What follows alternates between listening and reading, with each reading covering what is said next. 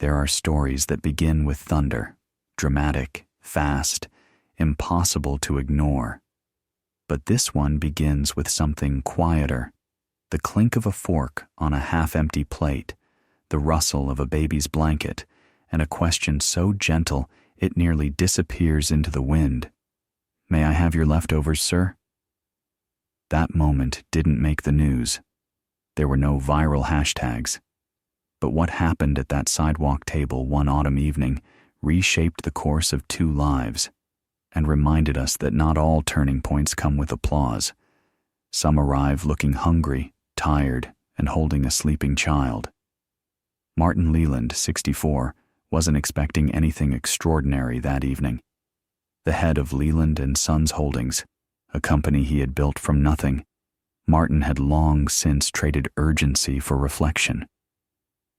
On that October night, he sat alone outside a cafe in downtown Portland, poking at a dish of pasta he didn't particularly want. His silver hair caught the glow of the setting sun, and on his wrist, a vintage watch gleamed, a gift from his late wife, Eleanor. She had passed 2 years prior. Since then, dinners like this, alone but public, had become his way of staying tethered to the world. The city moved around him. Delivery bikes weaving through traffic, early diners laughing over wine, street performers tuning their guitars. Martin noticed them all, not with detachment, but with quiet curiosity. He often said that running a business taught him to observe what others miss. But even he wasn't prepared for what happened next. She appeared like a whisper in the crowd, barely noticeable at first. A young woman, early 20s, approached the cafe entrance with cautious, deliberate steps. In her arms, she carried an infant swaddled in a worn, hand-knit blanket. Her clothes were clean, but threadbare. Her posture held a blend of exhaustion and pride, like someone fighting to stay upright in a world constantly trying to knock her down. When her eyes met Martin's, it wasn't desperation he saw. It was resolve. She approached not as a beggar, but as a mother with a purpose. "Excuse me, sir," she said, her voice calm and measured. "I saw you didn't finish your meal. May I have your leftovers?" It's one thing to be asked for change, another to be asked for your plate. In that moment, Martin didn't hear poverty. He heard courage, the kind that forces someone to speak when every part of them wants to disappear. He paused, then stood. "Actually," he said, motioning to the empty chair across from him, "I was just about to ask if someone wanted to join me for dinner." She hesitated. "I don't want to impose." "You're not," he replied. "You're invited." She sat, cautiously adjusting the baby on her lap. Martin caught a glimpse of the child's face, peaceful, unaware of the storm they were navigating together. "I'm Martin," he offered. "Eva," she said, "and this is Arya." Martin signaled the waiter. "One more of everything for my guest. Fresh, please." Eva blinked. "I really didn't mean to." He stopped her. "I know, but you shouldn't have to settle for scraps. Here's where we pause, not to dwell, but to reflect. This isn't a story about charity. It's about choice." Martin could have handed her the plate and returned to his thoughts. But he saw something more. A chance to listen instead of assume, to connect instead of correct, to offer dignity instead of leftovers. As they waited for the meal, Eva shared fragments of her story. She had escaped an abusive home, found work at a diner that recently shut down, and was now living in a shelter while applying for a housekeeping job at a hotel the next morning. Every sentence she spoke sounded like someone holding their life together with thread and hope. Martin listened. Not the way people listen when waiting to speak, but the way people listen when they realize they've been offered a window into someone's battle. He thought of his daughter, now grown with kids of her own. What if it had been her? Would someone have looked beyond the weariness, beyond the layers of judgment, and seen the person beneath? Eva didn't ask for pity. She spoke with clarity, even when sharing pain. "I don't want much," she said. "Just a chance. Something solid to build on." When the food arrived, Martin noticed how she fed herself slowly, cautiously, with one hand while soothing Arya with the other. He noticed the way she smiled at her daughter, even between tears. And in that moment, something in him stirred. A grief softened, a memory returned, and a decision formed. Martin Leland hadn't planned to open his past that night, not to a stranger, not to anyone. But something about Eva's composure, the way she described her hardship without dramatics or complaint, reached into his memory and pulled out a version of himself he rarely revisited. A younger man, broke but determined, navigating parenthood with more fear than direction. Sitting across from Eva felt less like charity and more like a mirror. And Martin remembered something his late wife Eleanor used to say: "Every person you ignore could have been you on a different day." As Eva fed Arya, Martin leaned back and asked, "How old is she?" 4 months next week," Eva answered, her voice softening. "She's been so patient with me. Some days, I think she understands we're in this together." Martin smiled. "My daughter was the same. Her name's Julia. Now she's 38 with 2 kids of her own." He pulled out his phone and showed Eva a picture, Julia standing beside her kids at a school recital. "I remember thinking the same thing back then. She knows more than she can say." Eva chuckled, brushing a loose strand of hair behind her ear. "It's funny, isn't it? How babies become our strength when we think we're supposed to be theirs." That line stayed with Martin because he knew it to be true. Eleanor had said something similar when they were barely scraping by, when Julia was still colicky and their rent check bounced for the 3rd time in a row. Back then, they didn't have a foundation or a company, just dreams and debts. And then came Mr. Dillard. Martin hadn't thought of that name in years. A local hardware store owner who took a chance on a 29-year-old with a shaky resume and no car, gave him a job, paid him fair, introduced him to clients, even helped him open a business account when the banks wouldn't. "You've got something in your eyes," Dillard had said. "Not desperation, direction. I'll bet on that." That memory returned now as Martin studied Eva across the table. Same eyes, same fire, same edge of exhaustion. Maybe it wasn't a coincidence she asked him for his leftovers. Maybe life was giving him the same test Dillard once passed. They spoke for another hour about the shelter's rigid time limits, the exhaustion of carrying a baby everywhere, the shame she tried to push down every time she had to ask for help. "The hardest part," Eva confessed, "is feeling like I'm invisible, like I don't belong anywhere people aren't struggling." Martin's face tightened. "Then let me tell you something," he said. "If someone at that hotel can't see what I saw in you tonight, they don't deserve your time." Eva blinked. "How do you mean?" Martin reached into his coat, pulled out a business card, and scribbled a number on the back. "This is for Melanie Rios. She runs the family assistance wing of the Leland Foundation. You call her first thing tomorrow. She'll know what to do." Eva stared at the card, disbelief washing over her features. I didn't even know who you were." "That's the best part," Martin said, his voice quiet. "You weren't asking anyone important. You were just asking. And sometimes that's the bravest thing a person can do." She didn't thank him with big words.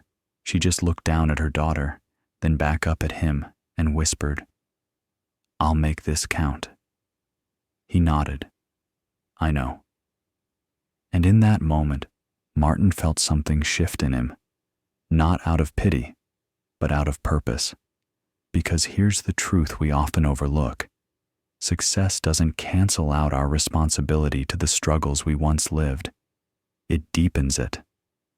Martin had climbed the mountain, yes, but that night, he remembered the hands that pulled him up. And now it was his turn to reach back. Ava didn't sleep that night. Not because of Arya, who for once slept soundly, but because her mind raced through possibility and fear in equal measure. The card Martin had given her felt almost unreal, like something handed to the wrong person by mistake. She must have checked the back a dozen times. Melanie Rios, Director of Family Programs, the Leland Foundation. By morning, she had almost talked herself out of calling. What if they don't answer? What if it's not real? What if I'm just another burden? But the deeper fear, the one she didn't admit out loud, was this. What if it is real? What if this is my chance, and I mess it up? She called. Melanie answered on the second ring, warm, professional, and somehow expecting the call. You must be Eva, she said gently. Mr. Leland told me you might call. I'm glad you did. Eva's voice cracked. I'm sorry. I don't know what to say. You don't have to say much, Melanie replied. Just tell me what you need. That sentence unraveled something in Eva. No one had asked her that in months. Not at the shelter, not at the food bank, not during job applications. Everything in her life had been reactive, survival, not vision. But now she was being invited to imagine a future again, not just dodge the next crisis. Within 3 hours, the foundation arranged for a meeting in person. They provided a Lyft voucher. A childcare assistant would be on standby during the meeting so Eva could focus without bouncing Arya on her hip. It was the first moment in 6 months that she felt she could breathe in a room and just be. They helped her file for emergency housing placement, secured childcare support for 3 weeks, and even provided interview preparation coaching that afternoon. And as for the job interview at the Marriott, Martin had made another quiet call, not to guarantee a hire, but to make sure Eva wasn't overlooked. Tom, Martin had said to the hotel's general manager, don't hire her for me. Hire her if she's the kind of person your hotel needs, but promise me you'll see her first. And Tom did. Eva arrived at the interview with her head held high. Clean blouse, printed resume, and the calm that comes not from arrogance, but from being seen. She greeted the panel with a smile that didn't tremble. She answered every question with the clarity of someone who had been preparing for this long, before she knew the interview was coming. And she got the job. But more than the job, Eva got her momentum back. Here's the part of the story that rarely gets told. Getting out of a bad place isn't just about resources. It's about timing. About someone stepping in at just the right moment, not to save you, but to say, you're not alone. You're not broken. You still matter. Martin Leland didn't fix Eva's life. He opened a door. Eva did the rest. In the following weeks, she moved into a studio apartment subsidized by the foundation. She enrolled in evening nursing courses. She paid for her own diapers for the first time in months. And every night, when she laid Arya down, she whispered the same thing. We're getting there. One day at a time. 6 months passed. And then, on an ordinary Wednesday afternoon in early spring, Martin Leland returned to his office after a board meeting to find an envelope on his desk. No postage, no assistant's note, just his name, handwritten in careful script. He recognized the handwriting immediately, though he hadn't seen it more than once. Eva. Inside was a letter, 2 pages, no flourish, just truth, the kind that doesn't need decoration to be powerful. Dear Mr. Leland, I've been meaning to write this for a long time, but every time I sat down, I couldn't find the words. Even now, I'm not sure these are the right ones. But I want to thank you, not just for what you did, but for how you did it. I didn't need saving that night. I needed seeing. I needed someone to look at me and not see a problem. You saw a person, a mother, a woman trying her best with no margin for error. And you gave me back something I hadn't felt in a long time, control over my own story. I got the job. The foundation helped me move into a studio. Arya is healthy, growing, and just started teething. Pray for me. I'm taking 2 night classes a week, working on prerequisites for nursing school. It'll take time, but I'm on my way. I wanted you to know that I haven't forgotten that night. I think about it often, about the way you didn't hesitate to share your table, your story, and your belief in someone you didn't owe anything to. You reminded me that asking for help isn't shameful, that accepting kindness isn't weakness, that a second chance isn't something you earn with perfection. It's something you earn with persistence. I hope someday I can give someone else what you gave me, not just a meal or a contact, but hope, delivered with dignity. Sincerely, Eva Sandoval.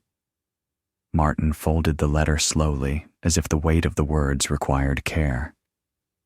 He looked out his window at the city below, where thousands of lives intersected every day. So many stories, so many quiet moments of need. How many Evas walk past us every week? How many second chances wait silently for someone to notice? He placed the letter in his top drawer, beside a photo of Eleanor, and whispered, "You'd have liked her." Then he did something he hadn't done in years. He picked up the phone and called his daughter. "Julia," he said, "do you remember Mom's old saying?" "You mean the second chance thing?" she replied. "Yeah. I was thinking she might have added something to it." Martin paused, watching as a group of pedestrians crossed the street below. One of them carried a baby in a sling, walking with the same slow care Eva had shown that night. She would have said, "Sometimes giving someone else a second chance gives you one too." Time moved on, as it always does. The season changed, Portland's trees bloomed, and then began their slow golden fade. But some moments, no matter how far they drift from the calendar, don't fade at all. They deepen.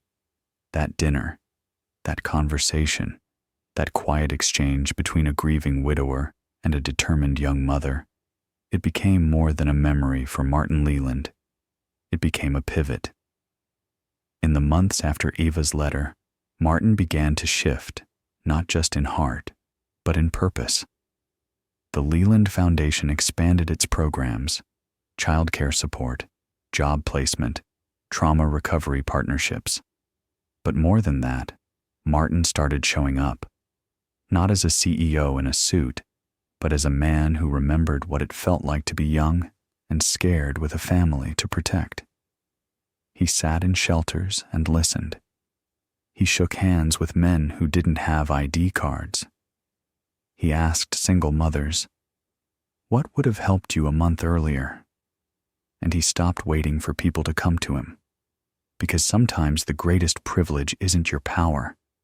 It's your proximity to pain and what you choose to do with it. One day, while visiting a community resource center, Martin ran into Eva again. Unexpected, unplanned. She was helping a new intake of single mothers fill out housing forms. Arya, now a walking, babbling toddler, ran into Martin's legs and giggled. Eva laughed, scooping her up. "You two have met," she said with a grin, though I think she remembers the pasta more than the man. Martin knelt down to eye level. "I remember a night that changed 2 lives," he said. "And not just yours." Eva smiled. I didn't think people like you remembered people like me. Eva, he said, voice steady. People like you are the reason I remember who I was. And that is the quiet truth many miss. Success is hollow if it forgets its roots. Kindness doesn't trickle down, it reaches out. Real dignity is not awarded by wealth or status. It's sustained by recognition, by noticing. So often we look for heroes in headlines, in grand gestures and bold speeches, but the most powerful kind of heroism? It happens over dinner, at street level, when someone chooses to see instead of pass by. Martin and Eva stayed in touch. He never gave her more than she asked for, but he always gave her exactly what she needed to keep moving forward: belief, backing, and room to rise. And Eva? She kept rising. 5 years later, she graduated with her nursing degree. She sent Martin a photo, her in cap and gown, Aria on her hip, both smiling at a life that almost didn't get its second act. The image went on Martin's wall, not in his home, but in the foundation's hallway. Beneath it, a quote. Sometimes all it takes is one person who doesn't walk away. Because that's what Martin chose to be, not a savior, not a fixer, but a witness who stayed. And maybe that's the lesson worth carrying. There's a reason stories like these stay with us, not because they're dramatic, but because they're possible. This wasn't about a billionaire saving someone. It was about a human being choosing not to ignore need. Eva asked for leftovers. What she received was a seat at the table, and what she gave in return was a reminder. Grace is a two-way street. We are more alike than we are different, and we're never truly alone, as long as one person still believes in the power of connection. So if you see someone standing where you once stood, tired, afraid, just trying, don't walk past, because sometimes giving someone else a second chance gives you one too.